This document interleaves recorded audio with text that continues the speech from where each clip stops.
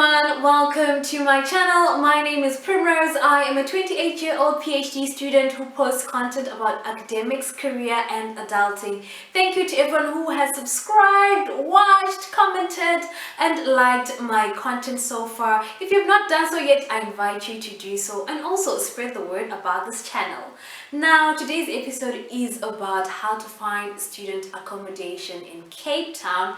I do believe that this can apply to other locations in South Africa, but because I've only had experience finding accommodation in Cape Town and I am at the University of Cape Town, I do want to acknowledge that the information that I'm going to give to you might be biased based on that.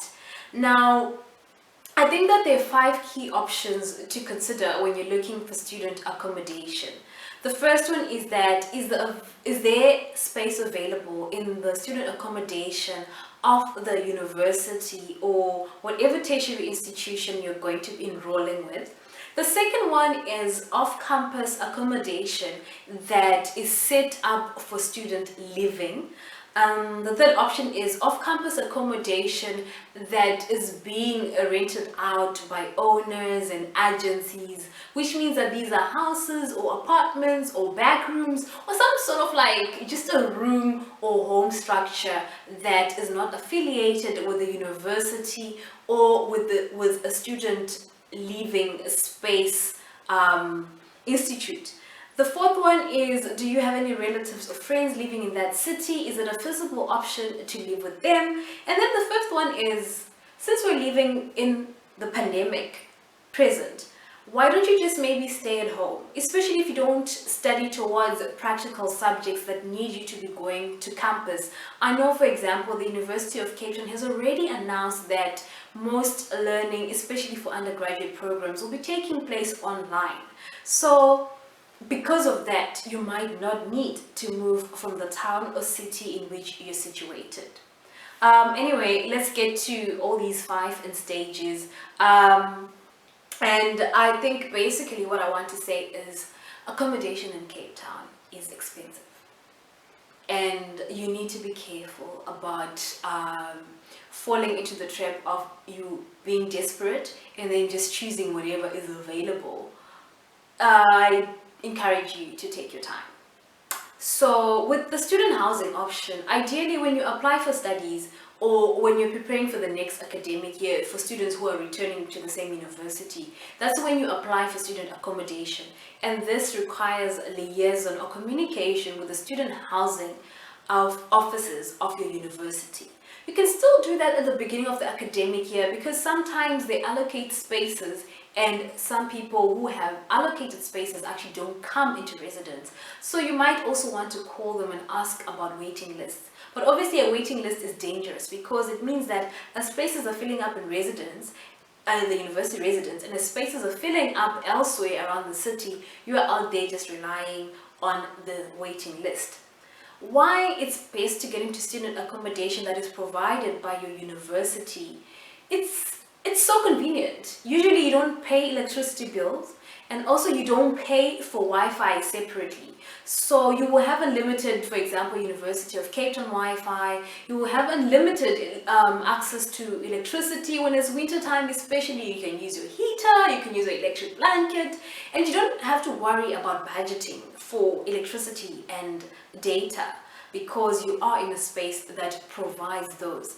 Security-wise, there is no safe space in this country. There is no safe space within South Africa where you can say, I'm 100% guaranteed that I'm not going to be mugged, violated and whatnot. But I do think to a large extent that student housing or student accommodation provided by universities is a bit safer compared to most options. So that is the main reason why I would actually opt to get into residence. Then, number 2. Staying off campus in student living spaces. I am not paid to advertise anyone right now, so I was a bit hesitant to mention names when I was just thinking about how am I going to give examples in my video. But you will see that when you Google student accommodation in Cape Town, there are some names that will come up, you know, like your campus key, something, something, student life and whatnot. Those are really helpful because they are usually accredited or linked to universities, or at least they are so well known that you can trust them with your money by paying. And also, similar to university residents, they usually give you that unlimited access to electricity as well as Wi-Fi. So I would go into those spaces, especially if I'm an undergraduate student and especially if I'm new to Cape Town. And it also helps in terms of safety. However, I can assure you that that is probably the most expensive option of all the options that I'm going to be talking about today. The university accommodation option, it depends on the university that you're attending, so that varies. But I think roughly you should expect to spend between 40,000 rands to like 100,000 rands per year on accommodation. This will depend on the accommodation you're going to get, whether you're sharing, how many people you're sharing with, what the accommodation provides in terms of, is it furnished, how furnished is it unfurnished. Therefore it becomes lesser compared to most other spaces. And also, just because a place comes with electricity that is guaranteed and Wi-Fi unlimited, it doesn't mean that it is cheap. Actually, those options tend to be more expensive because, of course, the service provider has already calculated the cost of running that accommodation space. So I've mentioned student accommodation provided by universities, and I've mentioned student accommodation provided by private property owners who have huge buildings that are like massive student living spaces. Now I'll go to the third one. So number 3 is off-campus accommodation that is being rented out by owners or by agents. This one you need to be very wary, and I don't think there's any amount of vigilance that can make you safe from, con landlords. I know people that went for viewings, got a place, they were given a lease to sign, they paid a deposit, and then somewhere along the line they just found out that actually that was a fake viewing, that was a fake lease, and they can't really get hold of the people that they sent money to. Sometimes banks don't just cooperate with you to give you back your money. Opening a case with the police is just like, it drags, and the university can't help you to get your money back. Accommodation is already full with the university, and you now no longer have any money to actually pay deposit for other alternatives. So you need to be, pray about it. The safest option is to go for well-known agencies, but some of them are obviously expensive. Again, this is not a sponsored video, but I can give names like there's Ronderad, there's EasyLet Properties, there's the famous Roson. Like those proper popular agencies are helpful because you are unlikely to meet like a con agent or a con landlord. So first preference is those ones, especially if your monies are sorted, if you're able to pay between 1 month's worth of rent or 3 to 3 months worth of rent as deposit. Usually these places come furnished, at least like they have the basic furniture like your chair, desk, stove, fridge, microwave. So you have a starting point. You literally have to bring your bedding, your books, and then buy the extra items you need. So first of all, please choose the furnished option if you're a student. It may come at a higher cost than an unfurnished space, but if you are here for a short time and you don't work, why are you busy getting into a space that is unfurnished? Unless, of course, if you already calculated the cost of buying a bed and all those other things and you've realized that you can do it, then it's okay. There's also the stress that comes with trying to sell things at the end of the year. No one wants to buy your fridge and stuff at the cost that you want to sell it for because, well, they don't have the money. So it can be frustrating at the end. And then where to look for such accommodation spaces, you can go to Gumtree or use Property 24. I've used both options and secured spaces through those means. Sometimes also look for students who are already in these accommodation spaces. They might know of an open room and then speak to their landlord, and then that's an easy way to get in because already this person already is in secured accommodation, so it is unlikely that their landlord is going to trick you, unless of course if the student and the landlord have connived and they are both committing crimes and they will just get money from you and disappear. So ideally this should be a friend. Maybe of course there's a lot of politics that comes with living with friends. You might want to avoid it. Just depends. So some of these places come with Wi-Fi, like some don't. Some you have to pay for water separately, sometimes you don't. Some you have to pay for parking separately if you've got a vehicle, some you don't. Most of these spaces you have to buy your own electricity. And when we speak of sharing, here you have to be careful.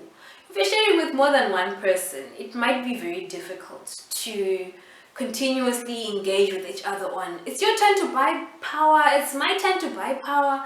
Sometimes even if you're sharing with just one person, some people just don't cooperate, and because when now you need electricity, you might find yourself footing the bill more than the other person, and sometimes there's fights that just come out of it, so it can be very frustrating. But more often than not, I do think that people cooperate when it comes to that. Usually people that rent back rooms behind like some, couple or family's home have the benefit of not being charged electricity separately because it's difficult to split the bill between the main house and the back house. So that's an advantage in case you don't want to pay for power. But there's a lot of stress also that might come from living with a family or living with other people because it's their compound at the end of the day. So you might be limited in terms of just like your freedom of space. And then number 4, staying with relatives or friends. Make sure you're not just making this out of a selfish decision of you want to save money. Are you going to be able to study from there? How limited are your freedoms at this space? How much are you going to chip in terms of like finances for like water, electricity, Wi-Fi and whatnot?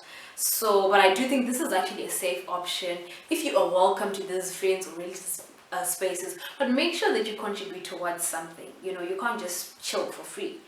And then if they've invited you to stay for free, then it's fine, but I do think you have to be working towards something like, I'm going to be in my own space soon, I'm going to be in student accommodation soon, because you also don't want to put a strain on people. Number 5, the last option, this one you don't have to pay for if you're staying at home, unless of course if your family or your guardians are like, you need to chip in, you need to pay for your room and whatnot. But ideally in this COVID economy, you'd rather have your family just be paying one electricity bill, your family paying one water bill, your family like just paying for one internet bill. But I understand that some people come from contexts where this is not possible. Some areas are noisy, some home spaces are set up in such a way that no matter how disciplined you are, you can't just work in that environment. So that will probably be the last resort for most of you. But I think it makes up the 5th accommodation option available at the moment because online learning or remote learning and teaching actually do allow for that option. In terms of my personal experience, 1st to 3rd year, I was in student accommodation where I was catered for, so I also didn't have to cook. 4th year, I moved into student accommodation also from the university again, but this time I was sharing with 2 people and we had to also like cook for ourselves, which was fine, although I know that I struggled. I ordered in a lot. And then when I was doing my master's, I stayed off campus because I did not get student accommodation. So I got the place by just communicating with people that I was stranded. And then one of my colleagues was like, there's a free room in my apartment. I can ask my agent if you can, rent that space. And then that's how I got access to their landlord. And the landlord obviously wanted like my father's pay slip and I think bank statement because I had said that I was under the financial assistance of my parents. And then when I came back to do my PhD, I found a place on Gumtree. Risk, but it worked out. I've lived there for 18 months. I'm going to be leaving soon. And what I liked was that the space came with everything, up to like a teaspoon. I didn't even have to buy a broom or a mop or an iron. Like, I just came in, had to get bedding and just put my books and my clothing items in place. So that was also like a good thing, and it was close to campus. But sharing with two people, not so bad in terms of like the setup and the living conditions. So I've had a really good experience. What I had to do when applying for the place, like literally my landlady just needed my passport and my study permit because she wanted to prove that I was at UCT. And then now the place I'll be moving into next, finally staying alone. Yo, I'm too old to be living with people, you know. And with remote teaching and working online most of the time, I do believe that I am better off staying by myself. So I found the place through Property 24. It is being rented out by a landlord, so again a gamble, but it's secure. I've got my keys, I paid my deposit and my rent for the first month, so we're good. And also a note on the two places that I've rented, the most I paid was 1.5 months worth of rent. Most places they need you to pay like 3 months worth of rent as deposit, or 2 months, so you need to know that about Cape Town. They needed my pay slip because I'm no longer under my dad's financial assistance. They also needed my bank statement for the past 3 months, so make sure those things are in order and there's enough money to show that, you know, you can at least like pay them for the next 3 months. So me having saved helped in that regard. I was not asked for proof of employment or proof of a study permit this time around, but I did indicate that I'm a postgraduate student at the university, and I think like my payslip just showed because most of my money comes from University of Cape Town as well. So yeah, that's my experience, and I hope that my sharing will help you. Remember, order of preference: number 1, university student accommodation; number 2, rented spaces; number 3, off campus but owned by an agency and it's a student living space if you've got the money, because those places are usually very expensive; number 4, living with relatives or friends; and number 5, of course, just stay at home and just put the bills into one if there's a conducive study environment at home. I wish you all the best for those of you that are still in university. Anyone getting into university for the first time, it's a pity most of you won't be going onto campus at the beginning of February or March, but I do pray that the COVID situation becomes better and that you will enjoy campus in the foreseeable future. Thank you. Bye.